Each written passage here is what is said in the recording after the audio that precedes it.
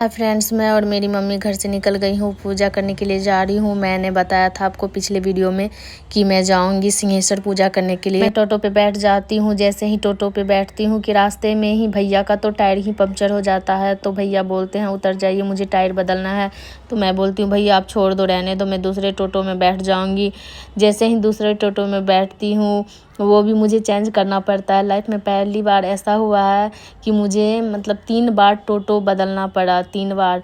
Finally मैं आ जाती हूँ और देखो हाथी गेट कितना खूबसूरत लगता है। मैं हाथी गेट के पास आ गई हूँ। हाथी गेट के सामने जैसे ही आप आओगे वैसे ही आपको पूजा पाठ का दुकान मिल जाएगा और फूल सब का भी दुकान मिल जाएगा। तो मैं बेलपत्र भैया को बोलती हूँ मुझे ताज़ा वाला ले दो। तो भैया बोलते आप तोड़ लो। तो मैं तोड़ने लगती हूँ क्योंकि आप कुछ मत चढ़ाओ।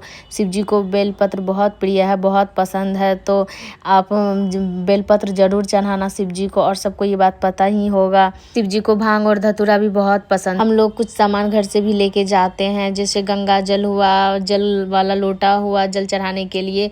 फिर घर से जल भी लेके जाते हैं क्योंकि कहा जाता है क्या आप घर से ही जब भी पूजा करने के लिए जाओ कहीं भी तो घर से ही जल लेके जाया करो। वो चढ़ाने से क्या होता है ना, भगवान हमारे घर के जो भी काल कष्ट मजबूरी परेशानी होता है ना, सब सुनते हैं और समझ में भगवान को आता है कि ये मजबूरी से हमें पूजा करने के लिए आए हैं, तो सबको दूर करते हैं। जैसे मैं मंदिर के अंदर जाती हूँ, पहले प्रणाम करती हूँ और फिर घंटी बजाती हूँ। आप देख सकते हो कितनी भीड़ है। अभी तो सावन आया भी नहीं है, सावन आएगा तो इतनी भीड़ रहती है। अगर आप लोग मुझे बिहार से देखते हो तो आप लोग को पता ही होगा सिंहेश्वर में कितना भीड़ रहता है। और मेरी मम्मी हर सोमवार को आती है।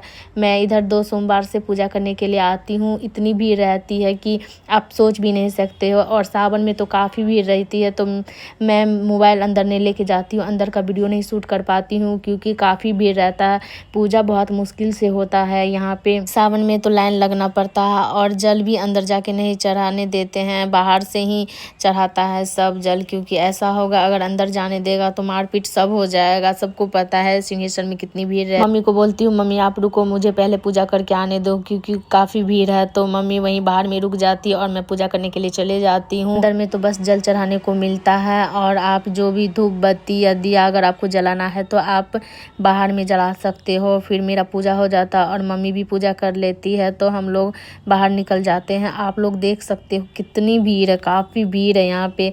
तो फिर मैं बाहर निकल के चली जाती हूँ पोखर के पास। मैं इसलिए जाती हूँ क्योंकि मुझे पोखर के पास वीडियो बनाना था और फ़ोटो भी क्लिक करना था, इसीलिए मैं जाती हूँ। देखो कितना खूबसूरत नज़ारा है, बहुत अच्छा जगह है। और मैं फिर आ जाती हूँ आइसक्रीम वाले के पास। मुझे आइसक्रीम खाना था तो मैं वही लेने के लिए आ जाती हूँ। गर्मी भी तो काफ़ी है। फिर मैं घर के लिए निकल जाती हूँ और मुझे रास्ते में आम दिखा।